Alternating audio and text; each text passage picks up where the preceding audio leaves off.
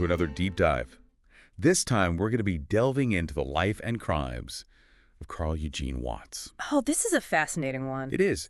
He was a serial killer who terrorized multiple states. Our main source material for this deep dive is the YouTube video called Misogyny Run Amok. Carl Eugene Watts. Okay. And it's from Leader One Studios channel. Right. And they really focus on the timeline of Watts's horrific acts. I see. So we're going to be unpacking a very disturbing journey from Watts's troubled beginnings to his evolution into what's known as the Sunday morning slasher. Okay, well, something that I found really interesting about Watts is that he didn't fit that typical profile of a serial killer, especially early on in his life. You know, he's born in Texas, raised in Michigan. He seemingly had a loving mother, and there's no documented history of childhood abuse or anything like that. Yeah, and that's what makes this case so intriguing because, like, on the surface, it seems like kind of an average upbringing. But then you start digging a little deeper and you see these early signs of something that's, like, deeply unsettling. Yeah. The video mentions, for example, that Watts would go rabbit hunting with his grandfather. Okay. And he wasn't just learning to kill, he was learning to skin and preserve these pelts. Oh, wow. So, like, do you think that kind of early exposure to death and this kind of methodical process of preparing the animals could have had any kind of psychological impact, do you think? I think that's certainly possible. I mean, you have to consider the desensitization factor, right? Repeated exposure to killing, even in a quote-unquote normal context, like hunting. It could potentially lower inhibitions over time. But there's, of course, no way to definitively say that that's what happened with Watts. But of course, it's definitely food for thought. Yeah. Right. And then there's this incident with Joan Gave. Watts was only 15 when he attacked her. Oh, wow. Seemingly completely unprovoked. And his explanation was simply that he had this urge to just beat someone up, which is, I mean, especially at 15, that's chilling. Yeah, it's incredibly disturbing. And what's even more disturbing is that after that attack, he was sent to this place called the Lafayette Mental Clinic in Detroit for evaluation. And the doctors there noted this disturbing lack of guilt or empathy. And they even predicted that he might act violently again in the future. So even at 15, the warning signs were there. Yeah. What could they have done differently? Right. Like, a prediction is one thing, but actually preventing violence is another. That's the question, right? And it's a question that kind of haunts this whole case because there's this constant tension between recognizing someone's potential for violence and their individual rights. You know what I mean? Yeah. And especially back then, the understanding of these predictive factors and all these risk assessment tools we have now just wasn't as developed. Right. Okay, so Watts is eventually released. And he enrolls in college, tries his hand at football, but then suffers a knee injury, which kind of derails his plans, and he ends up back in Detroit. Yeah. And it's like his life keeps taking these turns that kind of keep leading him down this darker and darker path. It's important to note here that Watts returning to Detroit coincides with a really turbulent time in the city's history. So this was the late 1960s, early 70s. You've got rising crime rates, tons of racial tension, and like major economic decline. So you're saying the environment he returned to might have also played a role? I think so. In his escalation? I think you've got a perfect storm brewing there, right? Oh, wow. You've got this young man with a history of violence and this lack of empathy. And he's returning to a city that's in turmoil. Yeah. It's a recipe for disaster. And that's exactly what happened. Unfortunately, yeah. So let's talk about that escalation. Yeah. So his attacks start to become much more frequent, but also much more brutal. And the video mentions an attack on Lenoir Kanzowski in her dorm room. And then the brutal stabbing of Gloria Steele. And there's this really creepy detail where he would ask for Charles before attacking. Oh, wow. Like some kind of twisted ritual. It's just bone-chilling. That detail is so fascinating from a psychological standpoint. Yeah. You have to wonder, like, was it a way to dehumanize his victims? Was it a way to distance himself from the act? Maybe it was a way to assert some kind of psychological control, you know? Inject confusion and fear into the situation. Like adding another layer of terror. Exactly. And unfortunately, we may never have definitive answers to those questions. Probably not. But what is clear is that he's becoming bolder, more confident, and more sadistic with his attacks. Definitely. And so he is admitted to the Kalamazoo Mental Hospital again during this time. Okay. But instead of seeking help, It seems like he's manipulating the system. Oh, interesting. He was even asking for legal advice on how to appear mentally ill. Wow. So that he could avoid prison. That shows a lot about his character, right? Like, it shows his manipulative nature. He wasn't just, like, driven by pure rage. He was calculating. He was thinking ahead. And he was always trying to find a way to exploit any kind of weakness and evade the consequences of his actions.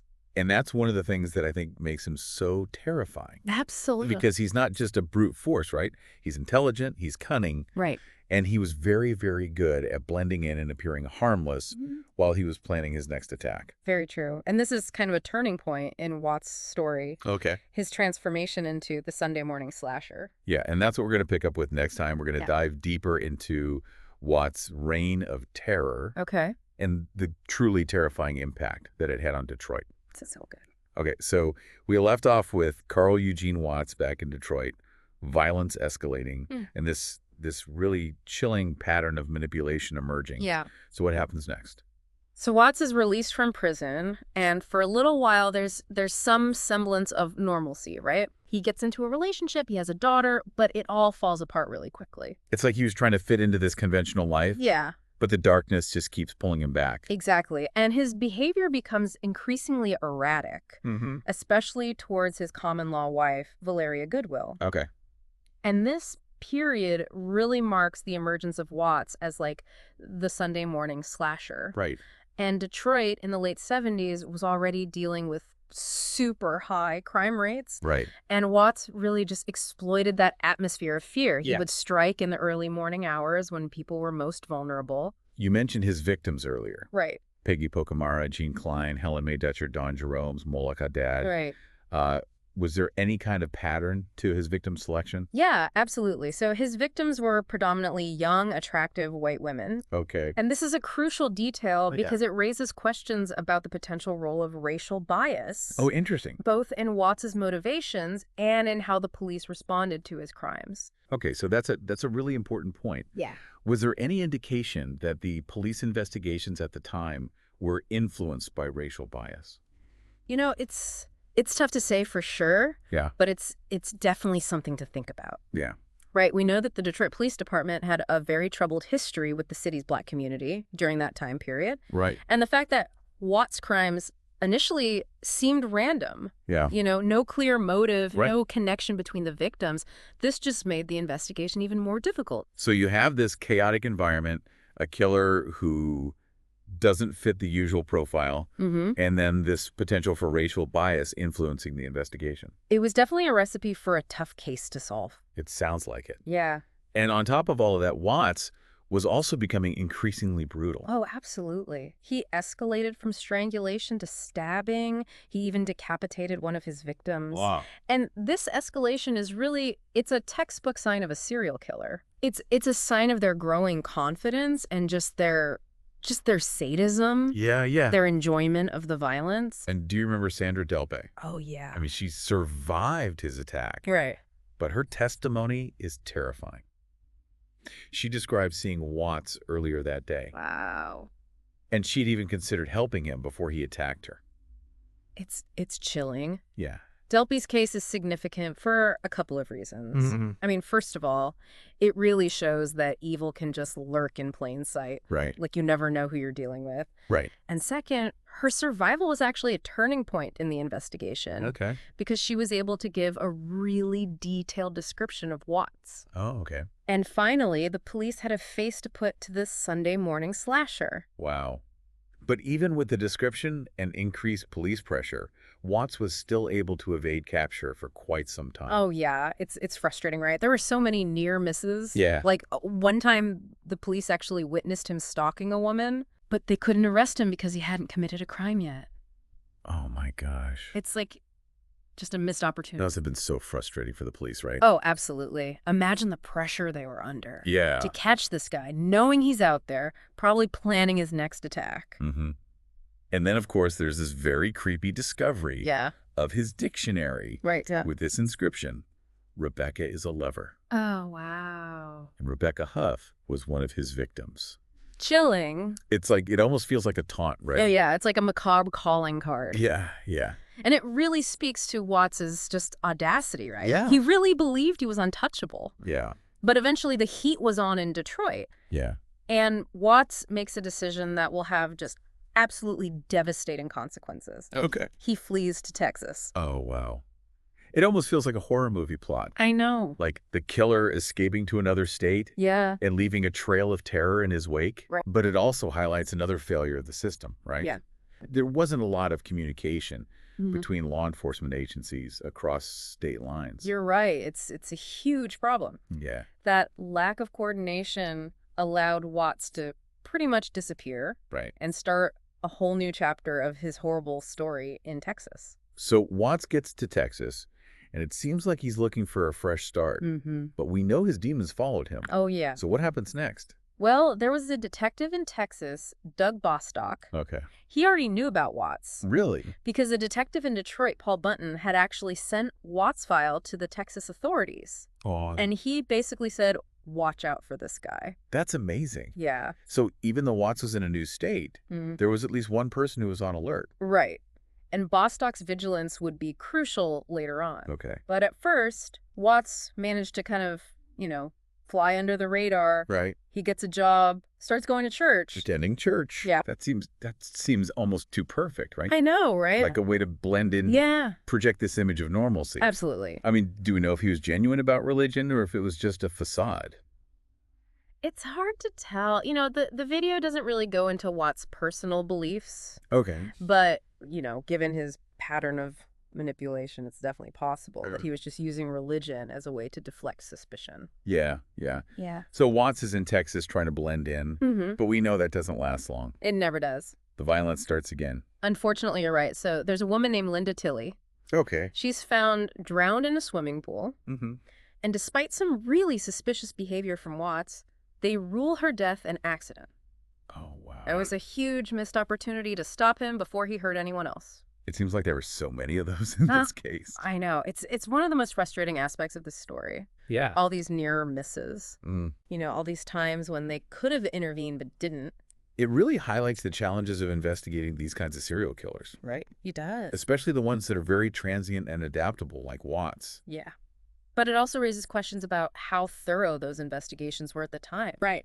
Right? I mean, were there biases at play? Yeah. That maybe prevented them from taking a closer look at Watts' involvement in her death? That's a good question. And it's a question that hangs over this whole case. Yeah.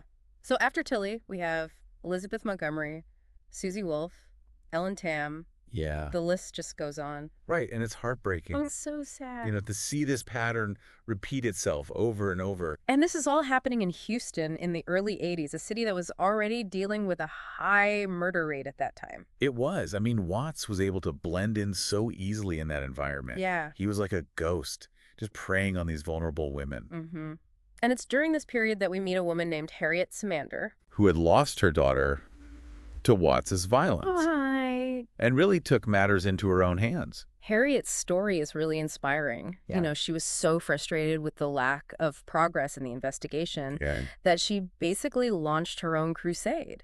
Oh. She was meticulously connecting the dots, and she was pushing this theory that there was a lone killer responsible for all these deaths. Yeah. And she faced a lot of resistance from the authorities, but she just refused to be silenced. Yeah. She was determined to get justice for her daughter. It's just an amazing example of, a mother's love. Absolutely. And determination to seek justice. Right.